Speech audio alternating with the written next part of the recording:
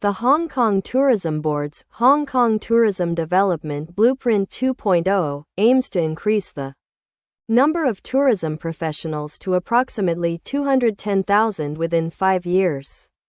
Addressing concerns about the breadth of skills required, Tourism Commissioner Chung Fung Wing Ping noted a plan to offer specialized training, potentially creating roles focused on specific tasks like transportation or hotel arrangements, thereby attracting more people to the industry while maintaining service quality.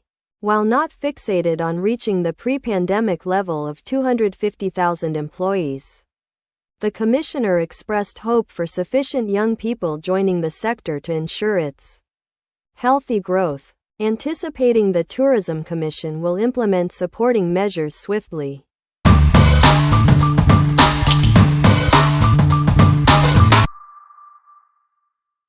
The UK government's 2021 BNO visa scheme for Hong Kong residents has prompted proposals, such as extending the residency requirement for British citizenship from 6 to 15 years.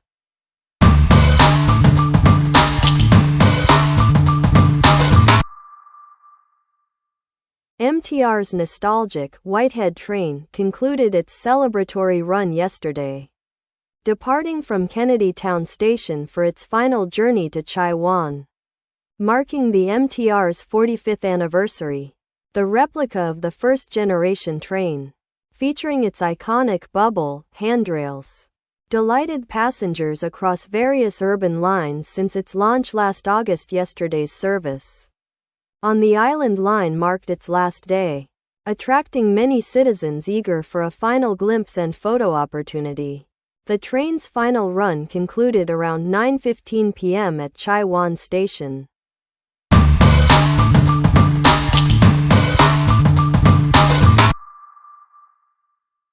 Customs officers seized 1.5 kilograms of methamphetamine and drug packaging materials worth approximately 800,000 Hong Kong dollars during a recent anti-drug operation in Mong Kok, arresting a 76-year-old man who will be charged with trafficking dangerous drugs.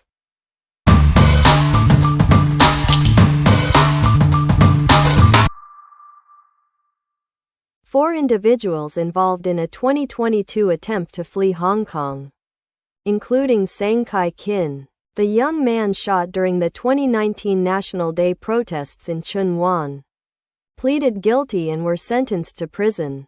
Law enforcement's continued commitment to justice is demonstrated by the recent arrest of a taxi driver suspected of aiding their escape attempt. He faces charges of perverting the course of justice and was remanded in custody.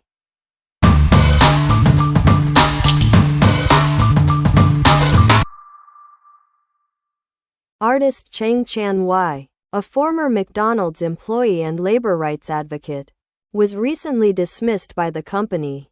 He subsequently organized a protest at a McDonald's birthday party, performing a modified version of a popular song to highlight employee concerns. He is urging McDonald's to reinstate meal allowances and improve employee benefits, emphasizing the right of workers to voice their opinions.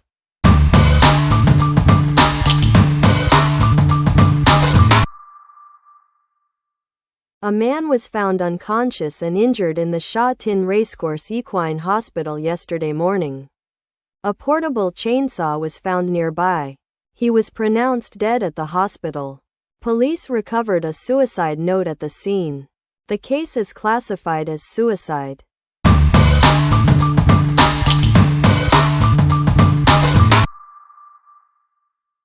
Following the Lunar New Year holiday, Taiwan's political climate has again become tense. Multiple civic groups launched a large-scale recall campaign targeting the Kuomintang KMT, the largest opposition party in the legislature. The ruling Democratic Progressive Party, DPP's involvement is evident, with its legislative caucus convener, Ker Chien-ming, leading the charge, and President Tsai Ing-wen expressing support for the grassroots movement. facing a challenging political landscape with a narrow victory in the last election. The DPP is actively seeking to regain political dominance, while the KMT accuses the ruling party of instigating political infighting. The KMT's counter-campaign has led to a cycle of reciprocal recalls, wasting significant social resources and further exacerbating Taiwan's already deeply divided political environment.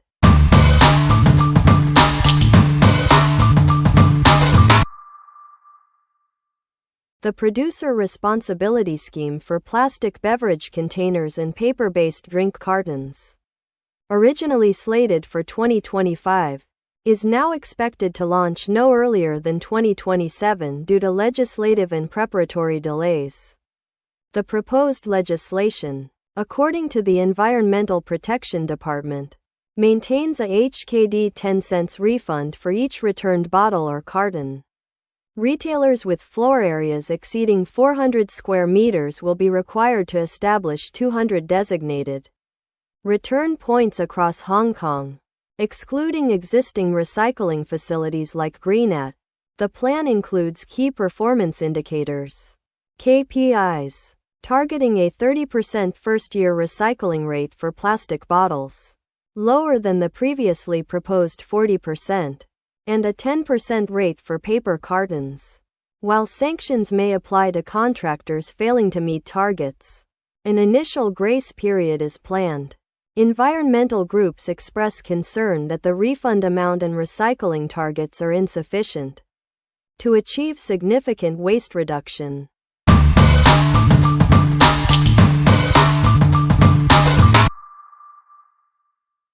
To promote producer responsibility schemes, the government introduced reverse vending machines for plastic bottles and, later, for beverage cartons. A pilot program with 5 carton recycling machines, launched mid-last year, collected over 400,000 cartons, over 5 metric tons, by December, resulting in approximately 40,000 Hong Kong dollars in consumer rebates.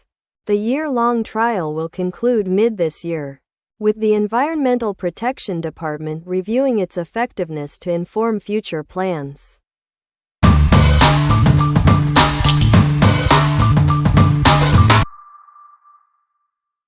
A Chinese University of Hong Kong undergraduate student allegedly forged a death certificate to continue receiving a scholarship. The university suspended the student for 2 semesters and required a letter of reflection. The university declined to comment further, citing privacy concerns. A senior lawyer suggested the case may involve criminal offenses. It remains unclear whether the university has reported the incident to the police. A pro-establishment legislator and CUHK faculty member deemed the incident isolated and not a threat to the university's reputation.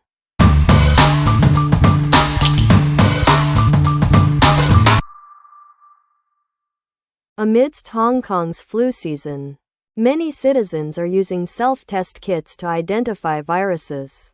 Secretary for Health Lo Chung Mao urged citizens to prioritize quality-assured kits with government certification numbers for reliability and to seek medical attention if unwell. A survey of local pharmacies revealed no such certified kits available. The Department of Health explained that the current medical device regulatory system is voluntary, while a doctor acknowledged the limitations of self-test kits. Approximately 70% sensitivity. A testing company advocated for stricter government oversight and eventual legislation to regulate the industry, anticipating that most manufacturers haven't registered.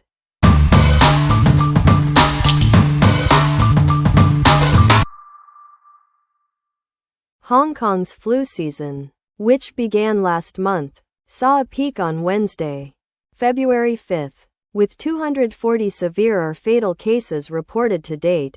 The resumption of schools after the Lunar New Year holiday and increased international travel are expected to prolong the peak, possibly extending the season into March and April. according to health officials and experts.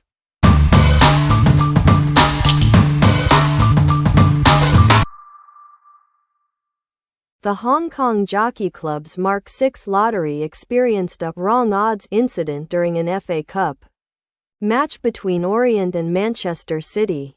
After Orient took a 1-0 lead, the Jockey Club mistakenly offered extremely high odds, 80-1, on a Manchester City victory. Before correcting the error, bets placed during this brief period will be settled according to the final match result.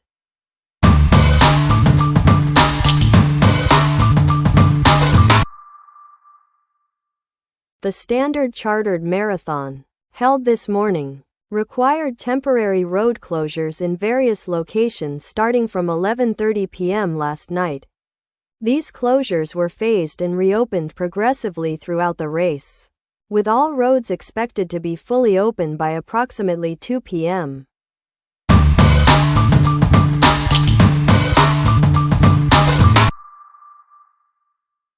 Chief Executive John Lee visited the Athletes' Village and Ice Sports Training Center in Harbin during the opening day of the 9th Asian Winter Games. He expressed pride in the record-breaking 70-plus Hong Kong athletes competing, noting their excellent condition and offering encouragement. He also highlighted the valuable experience gained in observing the Games operations, anticipating its application in enhancing services for athletes during future events in Hong Kong.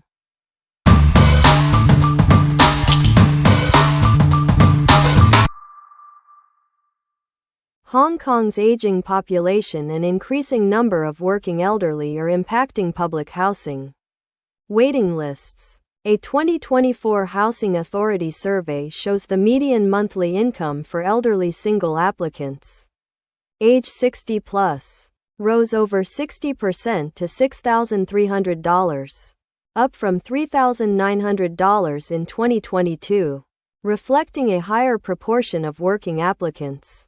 The survey also revealed that 53% of single applicants under 30 have tertiary education, bachelor's or above, with about 60% of this age group registering as students.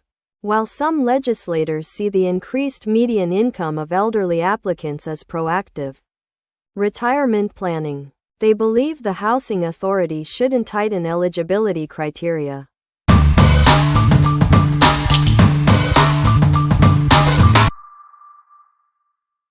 Following President Trump's announcement of tariffs on Chinese goods, including those from Hong Kong, and the subsequent removal of exemptions for small packages valued at $800 or less, the USPS briefly suspended acceptance of packages from mainland China and Hong Kong before resuming service. President Trump later issued an executive order temporarily suspending tariffs on these smaller packages. In response to these U.S. actions, Hong Kong Post suspended acceptance of mail to the U.S. from Wednesday, July 5, returning mail sent on July 6 and any undelivered mail already in transit.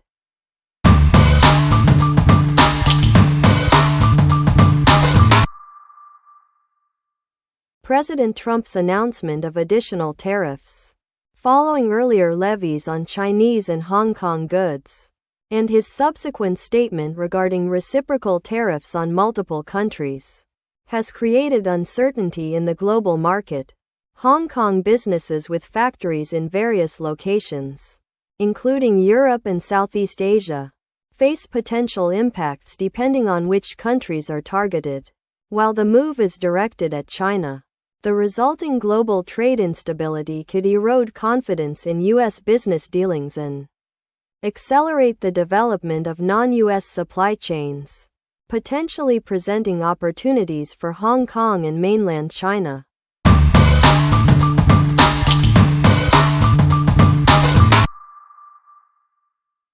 Hong Kong's severe fiscal deficit necessitates drastic government spending cuts, as highlighted by Executive Council member and legislator Chan Kin-por.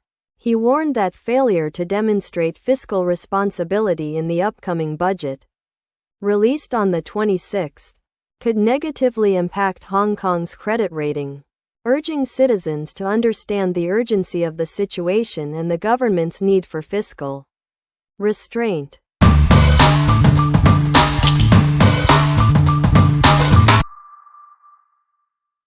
The mastermind of a group that allegedly defrauded the Housing Authority's home ownership savings plan, Su Kwok Biu, was arrested upon his return to Hong Kong after being a fugitive since 2004.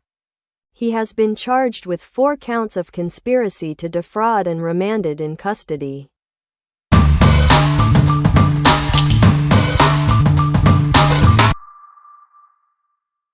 A female police officer from Wong Tai Sin District reported losing a speedloader and 6.38 caliber rounds of ammunition while on duty last Friday, July 7.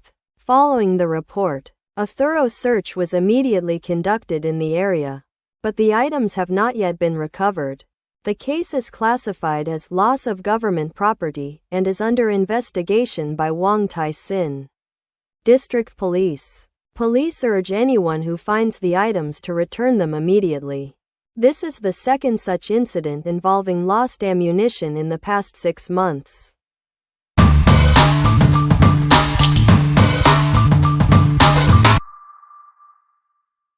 Central District Police, in conjunction with Hong Kong Island Regional Crime Unit, conducted Operation Guardian Shield from January 26 to February 8. Around the Lunar New Year, targeting pickpocketing and credit card fraud. 3 non-resident men were arrested for pickpocketing and related offenses. The case is under investigation by the Central District Criminal Investigation Department.